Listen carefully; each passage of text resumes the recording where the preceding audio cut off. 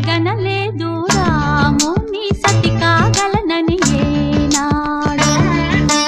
రాముడు అనుకోలేదు జానకి పతి కాగలనని ఆనాడు. ఆనాడు ఎవరు అనుకోనిది ఈనాడు మనకు నిజమైనది. ఆ రామాయణం మన జీవన పారాయణం. రాముడు అనుకోలేదు జానకి పతి కాగలనని ఆనాడు.